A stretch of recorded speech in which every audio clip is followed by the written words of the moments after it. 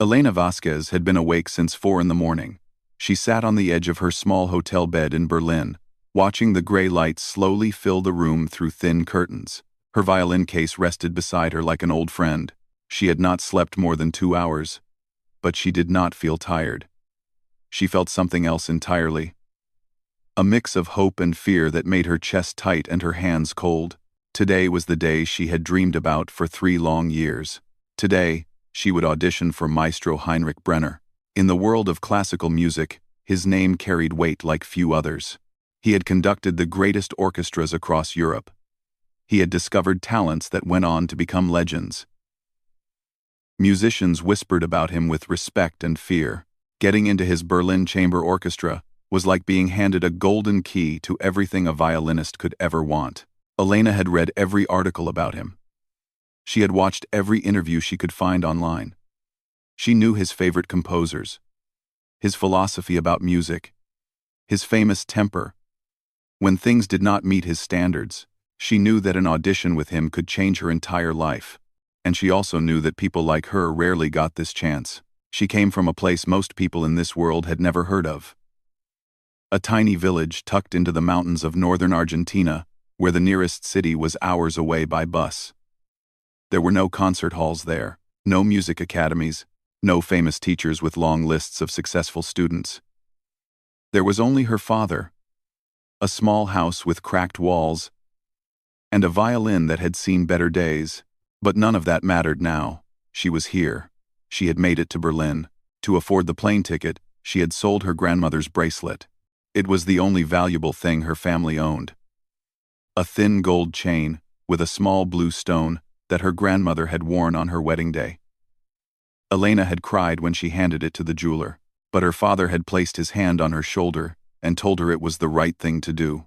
"Your grandmother would have wanted this," he said quietly. "She always believed in you." So Elena had taken the money and bought a one-way ticket. She told herself she would find a way back home no matter what happened. But deep down, she hoped she would not need to go back. She hoped this audition would be the beginning of something new. The audition was scheduled for 11 in the morning at a grand concert hall in the center of the city. Elena arrived an hour early because she could not sit still in her hotel room any longer. She walked through the streets of Berlin with her violin case strapped to her back, looking at the beautiful old buildings and the people rushing past in their expensive coats. Everything felt so different from home, so big, so fast, so far away from everything she knew. When she reached the concert hall, her heart nearly stopped. The building was enormous. Stone columns rose toward the sky. Wide steps led up to heavy wooden doors. Elena stood at the bottom of those steps for a long moment, just staring. She had seen pictures of this place, but pictures could not capture how it made her feel. Small, invisible, like a speck of dust in a room full of diamonds. She took a deep breath and walked inside. The waiting area was already filled with other musicians. Elena counted at least 15 violinists, all of them looking polished and confident. They wore fine clothes. They carried instrument cases that gleamed under the lights. Some of them chatted with each other in German or English, laughing softly, shaking hands like old friends. Elena found a seat in the corner and tried to make herself invisible. She noticed the way some of them glanced at her. Quick looks that traveled from her worn shoes to her second-hand dress to her old violin case. With its scratched leather and faded buckles, she saw the small smiles they exchanged with each other. She understood what those smiles meant. She did not belong here. But she had not come all this way to turn back now. One by one, the musicians were called into the audition room. Some came out looking pleased. Others came out looking shattered. One young woman walked past Elena with tears running down her face, clutching her violin like a lifeline. Elena watched her go and felt her own fear grow heavier. Finally, after what felt like hours, a man in a dark suit appeared at the door and called her name. Elena Vasquez. She stood up. Her legs felt weak. Her hands were shaking. She gripped her violin case tighter and followed the man down a long hallway. The walls were lined with portraits of famous conductors and musicians from the past. Their eyes seemed to watch her as she walked. She kept her gaze forward and tried to steady her breathing. The audition room was smaller than she had imagined. A grand piano stood in one corner. Several chairs were arranged in a row at the far end. And in the center chair sat Maestro Heinrich Brenner himself. He was older than he looked in photographs. His hair was silver and swept back from his forehead. His face was lined and serious. He wore a dark suit with no tie, and his hands rested on his knees as he studied some papers in his lap. He did not look up when Elena entered. She stood in the center of the room, waiting. The silence stretched on. Finally, the maestro raised his eyes. But he did not look at her face. He looked at her violin case. Then, at her shoes. Then at the simple dress she had borrowed from a neighbor, because she did not own anything nice enough for an occasion like this. His expression did not change, but something shifted in his eyes. Something cold. "Where did you study?" he asked. His voice was flat. Elena swallowed hard. "I studied with my father, sir. In Argentina." "Your father?" The maestro's eyebrows rose slightly. "And who is your father?" "His name is Roberto Vasquez. He was a concert violinist before his accident. He studied under Lazar Petrescu in Romania." She had hoped this would impress him. Lazar Petrescu had been one of the great masters of the last century. But the maestro only stared at her with an expression she could not read. "I have never heard of Roberto Vasquez," he said slowly. "And Petrescu has been dead for decades. Anyone can claim to have learned from a dead man." Elena felt the words like a slap across her face, but she forced herself to stay calm. "I can play for you, sir, if you just let me show you what I can do." The maestro glanced at the papers in his lap again. He flipped through a few pages, his mouth pressed into a thin line. Then he looked at her once more. "You have no formal training? No degree? No letters from any recognized institution? No recordings with any orchestra? No competition history?" He set the papers aside and folded his hands. "Tell me, Miss Vasquez, why should I waste my time?" Elena opened her mouth to respond. But before she could speak, he raised one hand. "I do not have time for amateurs," he said, his voice as cold as winter. "Come back when you have studied with someone who matters." And just like that, it was over. Elena stood frozen in the center of the room. She could not move. She could not breathe. The maestro had already turned his attention back to his papers. As if she had already left. As if she had never been there at all. Somewhere behind her, she heard whispers. The other musicians in the hallway had heard everything. She could feel their eyes on her back, their silent judgment pressing down on her shoulders. Slowly, she turned and walked out of the room. She did not cry. Not yet. She held everything inside, locked it away behind a wall she had built long ago. She walked past the whispering musicians, down the long hallway, through the grand entrance, and out into the cold Berlin air. Only when she reached a small park 3 blocks away did she finally stop.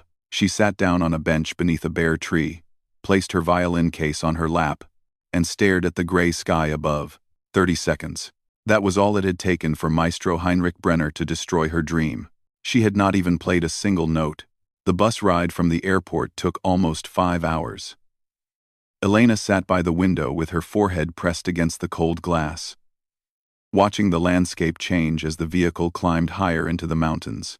The flat brown plains gave way to rocky hills, then to steep valleys filled with green and shadow. The air grew thinner, the towns grew smaller.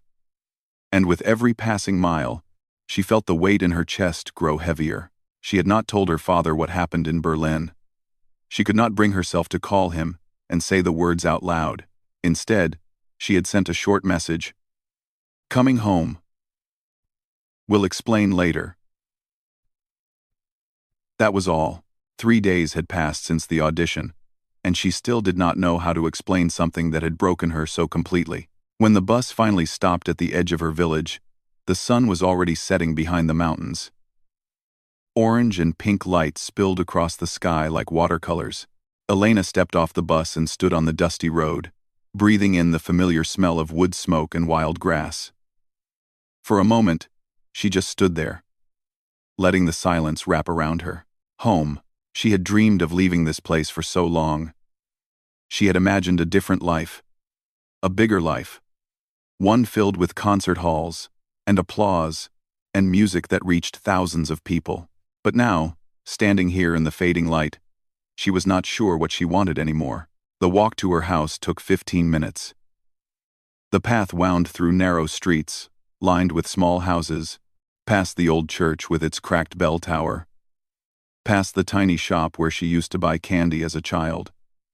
A few neighbors waved at her as she passed. She waved back but did not stop to talk. Her house sat at the end of a dirt road, surrounded by overgrown bushes and a wooden fence that needed painting. It was small and simple, with white walls stained by years of rain and a red roof missing a few tiles. But to Elena, it had always been the most beautiful place in the world. Her father was sitting on the porch when she arrived. Roberto Vasquez was 71 years old now. His hair had turned completely white, and his face was lined with deep wrinkles that told the story of a difficult life. He sat in his old wooden chair with a blanket over his knees, watching her approach with eyes that still held a spark of the man he used to be. He did not say anything as she climbed the steps and sat down beside him. He simply reached over and took her hand in his. They sat together in silence as the last light faded from the sky. Finally, Elena spoke. "He would not let me play," she said quietly. "He looked at me like I was nothing. Like I did not deserve to be in the same room as him." Her father did not respond right away. He squeezed her hand gently and looked out at the mountains, dark shapes against the purple sky. "Tell me everything," he said. So she did. She told him about the concert hall and the polished musicians. She told him about the cold look in the maestro's eyes, the questions about her training, the dismissal that had come before she could even lift her bow. She told him about walking through Berlin afterward, feeling invisible, feeling worthless, feeling like everything she had worked for had been a lie. When she finished, her father was quiet for a long time. Then he said something she did not expect. "I am proud of you." Elena looked at him, confused. "Proud? I failed. I could not even show him what I can do." Her father shook his head slowly. "You did not fail. You showed up. You stood in front of a man who judges people by papers and names and titles, and you stood your ground. That takes courage." But it was not enough. "No," he agreed. "It was not enough for him. But his opinion is not the only one that matters." Elena felt tears building behind her eyes. She had held them back for 3 days, but now, sitting here with her father, she could not hold them anymore. They spilled down her cheeks, hot and silent. Her father reached up and wiped them away with his thumb, the way he had done when she was a little girl. "Let me tell you a story," he said. "One I have never told you before." Elena looked at him, surprised. Her father rarely talked about his past. She knew the basics, of course. She knew he had been a concert violinist. She knew he had studied in Romania under a famous teacher. She knew an accident had ended his career, but the details had always been hidden, locked away behind a door he refused to open. Now, it seemed, he was finally ready. "When I was young," he began, "I was arrogant. I believed talent was everything. I believed that if you were good enough, the world would open its doors for you. I was wrong. I was wrong." He paused, his eyes distant, looking at something far away. "I studied under Lazar Petrescu for 5 years. He was the greatest teacher I ever knew. Not because he taught me technique, but because he taught me truth. He used to say that music is not about perfection. It is about honesty. It is about putting your whole soul into every note, even when no one is listening." Elena had heard her father quote Petrescu many times. But tonight, the words felt different, heavier. "After I finished my studies, I was invited to audition for a famous orchestra in Vienna. It was the biggest opportunity of my life. I practiced for months. I was certain I would succeed." He stopped and took a slow breath. "The night before the audition, I went out with some friends to celebrate. We drank too much. I was foolish. On the way home, there was an accident. A car. A dark road. I do not remember the details. But when I woke up in the hospital, my left hand was crushed, Elena felt her heart tighten. She had always known her father's hand was damaged. 3 of his fingers did not bend properly, and he could not play the way he used to. But she had never known the full story. The doctors said I would never perform again, her father continued. And they were right. My career was over before it truly began. I came back to Argentina with nothing. No money. No future. No hope. He looked at Elena, and for the first time, she saw tears in his eyes too. But then I met your mother. And then, you were born. And I realized that my life was not over. It had just changed direction. And, Elena remembered her mother only in fragments. A warm voice singing in the kitchen. Soft hands braiding her hair. A smile that made everything feel safe. She had died when Elena was 6 years old, taken by an illness that came fast and left nothing behind but memories. After your mother passed, her father said, I did not know how to go on. But you needed me, and I needed something to give you, so I gave you the only thing I had left. Music. Elena thought about all those years of lessons in the small room with the cracked walls, her father sitting beside her, guiding her fingers on the strings, humming melodies, correcting her posture, pushing her to try again and again until she got it right. He had poured everything he had into her. I taught you everything Petrescu taught me, he said. And I taught you things I learned on my own. Things that came from pain and loss, and years of listening to the silence where music used to be. You carry all of that inside you, Elena. No piece of paper can take that away. No man in a fancy suit can tell you it does not matter. He leaned forward and looked into her eyes. The world measures worth by certificates and titles. But music cannot be measured. It can only be felt. And what you have inside you is real. It is honest. It is true. Elena wiped her eyes and took a shaky breath. Then why does it hurt so much? She whispered. Her father smiled, a sad and gentle smile. Because you care.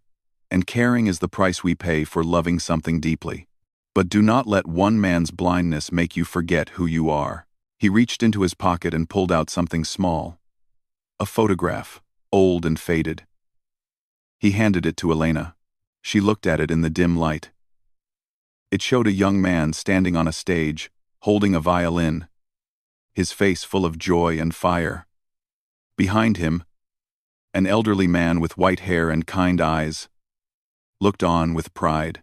That is me, her father said, and that is Petrescu. That was the last concert we played together before he died. He told me something that night that I have never forgotten. Elena looked up at him. He said, the music will find its way. Your only job is to keep playing. Her father placed his hand over hers. So keep playing, Elena. Not for the maestro, not for the world. Play for the music, play for yourself, and trust that one day, the right people will hear you. That night, Elena lay in her small bed and stared at the ceiling. The photograph rested on her chest, rising and falling with her breath.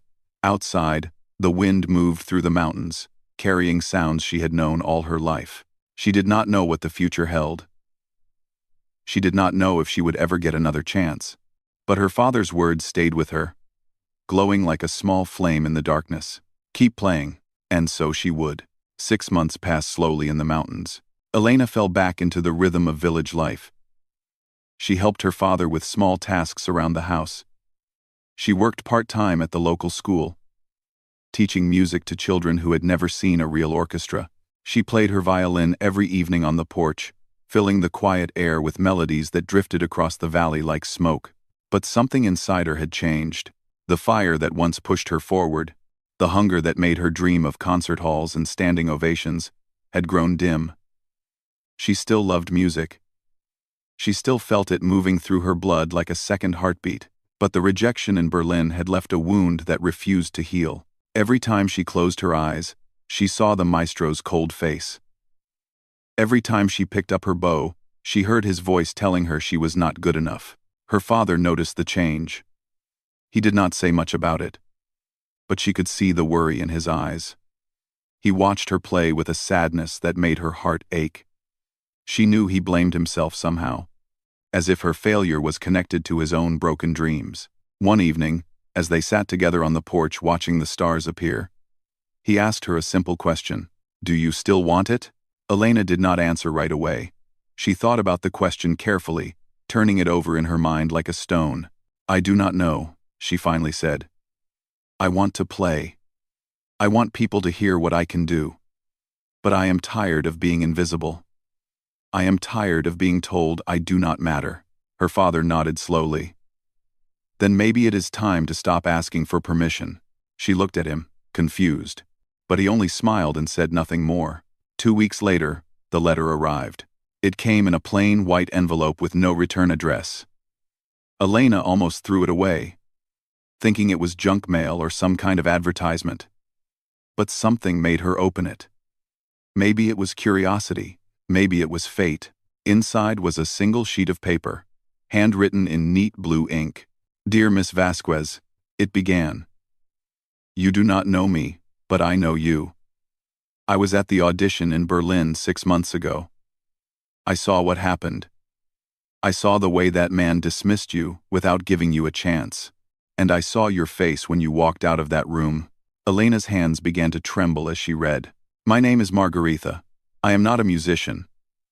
I am just an old woman who loves music and has spent her life attending concerts and supporting young artists. I have seen many auditions over the years. I have seen talented people succeed and talented people fail, but I have never seen anything like what I saw that day. The letter continued for 2 more paragraphs, describing how Margaretha had followed Elena out of the concert hall, wanting to say something but not knowing what. She had watched Elena sit alone in the park, clutching her violin case, and she had felt her heart break. I wanted to tell you not to give up, Margaretha wrote. But I was a coward. I let you walk away without a word. I have regretted it every day since. Then came the part that changed everything. The Berlin Chamber Orchestra has announced an open competition. It is a publicity event, designed to discover new talent. The winner will perform as a guest soloist at their anniversary gala. Maestro Brenner will be there, but he is not the only judge. There will be a panel of musicians and critics who will make the final decision. Elena read the next lines 3 times to make sure she understood them correctly. This is your chance. I know it might seem impossible. I know you have been hurt.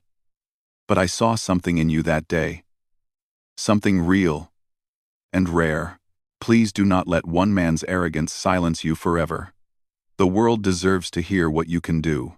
The letter was signed simply, Margaretha, with a small drawing of a music note beside the name. Elena sat on her bed for a long time, staring at the paper. Her mind was racing. Part of her wanted to throw the letter away and forget it ever existed. The thought of going back to Berlin, of standing in front of the maestro again, filled her with dread. What if he recognized her? What if he dismissed her again? What if she failed in front of an even bigger audience? But another part of her, a quieter part that had been sleeping for 6 months, began to stir. She thought about her father's words. Stop asking for permission. She thought about Petrescu's advice, passed down through generations. The music will find its way. Your only job is to keep playing. And she thought about Margaretha, a stranger who had seen her at her lowest moment and still believed in her. That night, Elena did not sleep.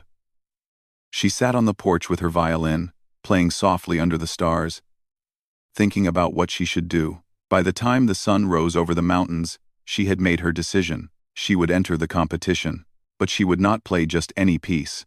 She would play the one that mattered most. Bruch's Violin Concerto. No one. It was her father's favorite. It was the piece he had performed the night of his accident, the last music he ever played on a professional stage. It was the piece he had taught her note by note, phrase by phrase, pouring all his love and pain into every lesson. It was the piece that connected them across time and loss and broken dreams. If she was going to take this risk, she would take it with everything she had. The competition required applicants to submit a video recording. Elena did not have professional equipment. She did not have a studio, or a sound engineer, or any of the things that other musicians would surely have. All she had was an old phone, a quiet room, and her father sitting in the corner, watching with tears in his eyes. She set up the phone on a stack of books and pressed record. Then she closed her eyes and began to play. She did not think about the maestro. She did not think about the judges or the critics or the thousands of people who might watch this video. She thought only about her father, about her mother, who had loved music even though she could not play, about the mountains outside her window and the stars above her roof, and all the years of practice in this small room with its cracked walls and faded curtains. She played for 20 minutes without stopping. When she finished, she opened her eyes and saw her father wiping his face with the back of his hand. "That was beautiful," he whispered. "The most beautiful I have ever heard." Elena saved the video and watched it once. Her hands were shaking the entire time. She saw every tiny mistake, every moment where her technique was not perfect. She thought about deleting it and starting over, but something stopped her. The music was honest. It was raw. It was real. And that was all she could offer. She submitted the video that same night, before she could change her mind. Then she closed her laptop and tried not to think about it. 3 weeks passed. Elena went back to her daily routine, teaching children at the school, helping her father around the house, playing her violin on the porch each evening. She told herself not to expect anything.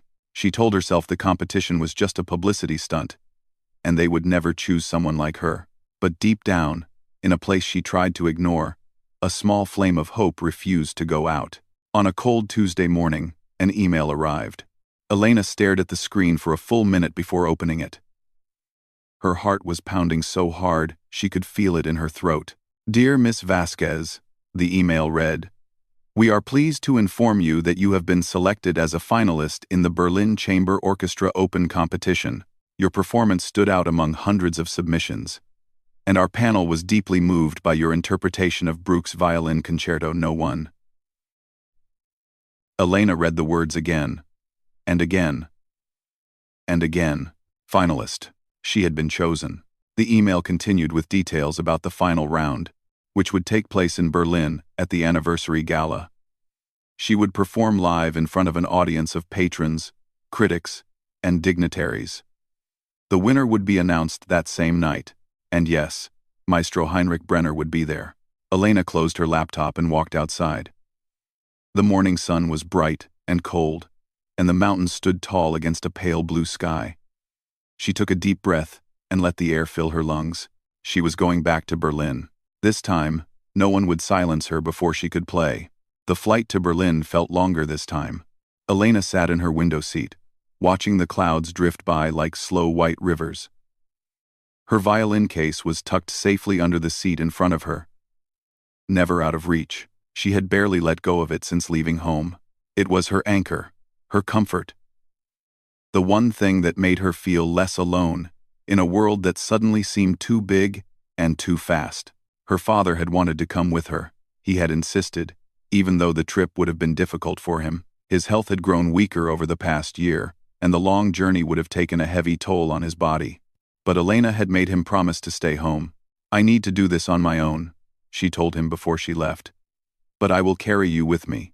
Every note I play will be for you." He had held her hands and looked into her eyes with a mixture of pride and fear. "Show them who you are," he said softly. "Show them what music really means." Now, as the plane began its descent into Berlin, Elena repeated those words in her mind like a prayer. "Show them who you are." The gala was being held at the Concert House, one of the most famous concert halls in all of Europe. Elena had seen photographs of it before, but nothing could have prepared her for the real thing. The building rose from the city like a palace, its stone columns glowing gold in the evening light.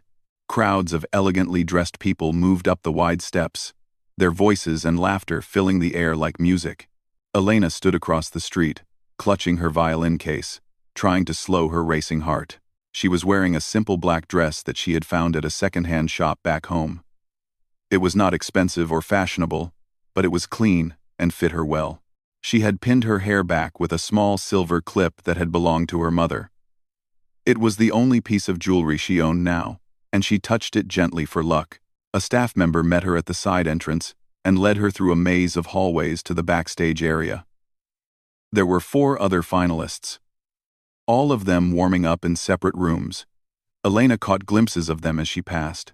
They looked calm and confident, stretching their fingers and adjusting their instruments with the ease of people who had done this many times before. She found her assigned room and closed the door behind her. For a long moment, she just stood there, breathing. The room was small and plain, with a mirror on one wall and a single chair in the corner. A small window looked out onto the back of the building, where delivery trucks were parked in a row. It was not glamorous, it was not inspiring, but it was quiet. And right now, quiet was all she needed. She opened her violin case and ran her fingers along the worn wood of her instrument. This violin had been her father's before the accident. He had given it to her on her 10th birthday, placing it in her hands like a sacred gift. "This violin has a soul," he had told her. "Treat it with respect, and it will never let you down." She lifted it now and placed it under her chin. The familiar weight settled against her collarbone, and for a moment, she felt her father's presence beside her. As if he were standing in the room, she began to warm up, playing scales and simple exercises to loosen her fingers. But her mind kept drifting to what waited outside that door. The stage. The audience. The maestro. She had not seen Heinrich Brenner since that terrible day 6 months ago. She wondered if he would recognize her. She wondered if he even remembered dismissing her without letting her play. Probably not. To him, she had been nobody. Just another face in a long line of hopefuls. But tonight, she would make him remember. A knock on the door made her jump. 5 minutes, Miss Vasquez." Elena took a deep breath and looked at herself in the mirror. Her face was pale, her eyes wide with fear. She did not look like a confident performer. She looked like a girl from a small village who had no business being here. But then she thought about her father, sitting at home in his old chair, watching the live stream on his phone. She thought about her mother, who had always believed music was the closest thing to magic. She thought about Margaretha, the stranger who had seen something in her worth saving. And she thought about all the years of practice, all the sacrifices, all the moments when she had wanted to give up, but kept going anyway. She straightened her shoulders and lifted her chin. She was ready. The walk to the stage felt like a dream. Elena moved through the backstage corridors in a daze, her violin in one hand and her bow in the other. She could hear the murmur of the audience beyond the curtain, hundreds of voices blending into a soft roar. Her legs felt weak, but she forced them to keep moving. Then she stepped onto the stage, and everything changed. The concert house was breathtaking. Crystal chandeliers hung from the ceiling like frozen waterfalls. Row after row of seats stretched back into the shadows, filled with people in beautiful clothes. The stage itself was bathed in warm, golden light, and at its center stood a single microphone stand and a music stand she would not need. Elena walked to the center of the stage and turned to face the audience. For a moment, silence filled the hall. She scanned the crowd and found the judge's table near the front. 5 people sat there with notepads and serious expressions. And in the middle seat, arms crossed over his chest, sat Maestro Heinrich Brenner. He did not recognize her. She could tell by the way his eyes moved past her face without pausing. To him, she was just another finalist, another young musician hoping for a chance. But that was about to change. Elena lifted her violin and placed it under her chin. She closed her eyes and took one last breath. Then she began to play. The first notes of Bruch's violin concerto filled the hall like a whisper. Soft and delicate, they floated through the air, wrapping around the audience like a gentle embrace. Elena let the music flow through her, not thinking about technique or precision, just feeling every note as it left her instrument. She thought about her father teaching her this piece for the first time, his damaged hand guiding her fingers on the strings. She thought about the mountains of her childhood, the way the wind sounded moving through the valleys at night. She thought about loss and hope and all the things that words could never capture. The music grew stronger. The melody rose and fell like waves on a distant shore. Elena's bow danced across the strings, pulling sounds from the violin that seemed to come from somewhere beyond herself. There was grief in the music, and joy, and a fire that burned brighter with every passing moment. In the audience, something began to shift. People who had been checking their phones put them away. Conversations stopped mid-sentence. Even the waiters standing at the back of the hall paused to listen. At the judge's table, Maestro Brenner uncrossed his arms. His expression changed slowly, like clouds parting after a storm. First, there was confusion, as if he could not understand what he was hearing. Then there was surprise, his eyebrows rising, his mouth falling slightly open. And finally, there was something else. Something that looked almost like shame. Elena did not see any of this. Her eyes were closed, and she was lost in the music, playing not for the judges or the audience or the maestro, but for everyone who had ever believed in her. The final movement came like a thunderstorm. Fast and fierce, the notes tumbled over each other in a cascade of sound. Elena's fingers flew across the strings, her body swaying with the rhythm, her face transformed by an emotion so pure it almost hurt to watch. And then, with one last soaring note, it was over. Elena lowered her bow and opened her eyes. Silence. For 3 long seconds, nobody moved. Nobody breathed. The entire hall seemed frozen in time. Then someone in the back row stood up and began to clap. Another person joined. Then another. And another. Within moments, the entire audience was on their feet, applauding and cheering.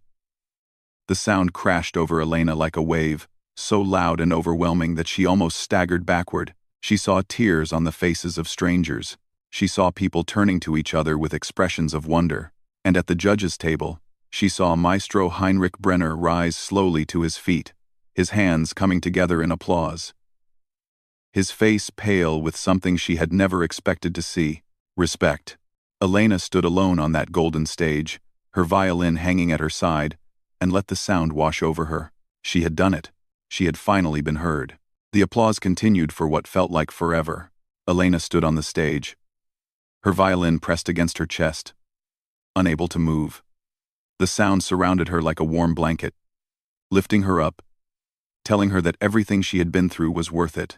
Tears rolled down her cheeks, but she did not wipe them away. She let them fall freely, each one carrying a piece of the pain she had held inside for so long. When the clapping finally began to fade, she gave a small bow and walked off the stage on trembling legs. The other finalists were waiting in the wings, watching her with expressions she could not read. One of them, a young man with dark curly hair, reached out and touched her shoulder as she passed. "That was incredible," he whispered. Elena could only nod. She did not trust her voice. She found her way back to the small dressing room and closed the door behind her. For a long moment, she just stood there, breathing hard, trying to process what had just happened. Her phone was buzzing in her bag. She pulled it out and saw dozens of messages from neighbors back home, all of them filled with exclamation points and heart emojis. Word had spread fast, but there was one message she cared about more than all the others. It was from her father. "I watched every second," he had written. "Your mother would be so proud. I am so proud. You showed them who you are." Elena pressed the phone against her heart and closed her eyes. A knock on the door made her jump. She wiped her face quickly and opened it, expecting to see a staff member or one of the other contestants. But the person standing in the hallway was someone she had not expected at all: Maestro Heinrich Brenner. He looked different up close, smaller somehow, and older. The cold authority she remembered from 6 months ago was gone. In its place was something softer, something almost hesitant. His hands were clasped in front of him, and his eyes could not quite meet hers. "Miss Vasquez," he said quietly. Elena felt her heart begin to race again. Part of her wanted to close the door in his face, to make him feel even a fraction of the pain he had caused her. But another part, a deeper part, told her to listen. She stepped aside and let him in. The maestro walked to the center of the small room and stopped. He looked around at the plain walls, the single chair, the scratched mirror. Then he turned to face her. "I owe you an apology," he said. The words hung in the air between them. Elena did not respond. She waited. "6 months ago," he continued, "you came to my audition. You traveled across the world for a chance to play for me. And I did not give you that chance. I looked at your clothes and your violin case, and your lack of credentials, and I decided you were not worth my time." He paused and took a slow breath. "I have been conducting for over 40 years. I have discovered many talented musicians. I have built a reputation for knowing greatness when I see it." He shook his head slowly. "But tonight, I realized something. I have also missed greatness. I have turned away people who deserve to be heard, simply because they did not fit my idea of what a musician should look like." Elena felt something shift inside her chest. The anger she had carried for so long began to loosen. Just a little. "What you played tonight," the maestro said, "was not just music. It was truth. It was pain, and love, and everything that makes us human. I have heard thousands of performances in my career, but I have never heard anything quite like that." He finally looked into her eyes. "I was wrong about you, and I am deeply sorry." For a long moment, Elena did not know what to say. She had imagined this conversation many times over the past 6 months. She had rehearsed angry words and bitter accusations. She had pictured herself telling him exactly how much he had hurt her. But now, standing face to face with him, she found that the anger had faded. What remained was something calmer, something wiser. "You almost broke me," she said quietly. "When you sent me away that day, I thought my dream was over. I thought I was worthless." The maestro lowered his head. "But my father taught me something important," Elena continued. "He taught me that one person's opinion does not define who I am. He taught me that music is not about impressing people in fancy suits. It is about honesty. It is about putting your whole soul into every note, even when no one is listening." She stepped closer to him. "I do not need your approval to know that I am good enough. But I accept your apology. And I hope that the next time someone like me walks into your audition hall, you will give them a chance to play." The maestro looked at her for a long moment. Then, slowly, he nodded. "I will," he said. "I promise you that." He extended his hand, and Elena took it. His grip was firm but gentle, and something passed between them in that moment. Not friendship, not yet, but understanding. A bridge built across the gap that had once seemed impossible to cross. Before he left, the maestro paused at the door. "Your father," he said. "You mentioned he studied under Lazar Petrescu." Elena nodded. "Petrescu was one of the greatest teachers who ever lived," the maestro said quietly. "I met him once, many years ago. He told me something I have never forgotten. He said that true talent cannot be taught. It can only be awakened." He looked at Elena with something like wonder. "Your father awakened something extraordinary in you. Please tell him that Heinrich Brenner said so." Then he was gone. The announcement came an hour later. Elena stood backstage with the other finalists, her heart pounding as the head of the orchestra stepped up to the microphone. She did not expect to win. She had already received more than she ever dreamed of. The standing ovation, the maestro's apology, the knowledge that her father had watched her triumph. That was enough. But when her name was called, when the crowd erupted in cheers and the spotlight found her face, she realized that the universe had one more gift to give. She had won. The next few months passed in a blur of interviews, rehearsals, and performances. Elena became the principal guest soloist for the Berlin Chamber Orchestra, a position that would have seemed impossible just a year ago. She traveled to cities she had only read about in books. She played in concert halls that took her breath away. She met musicians who treated her as an equal, not an outsider. But she never forgot where she came from.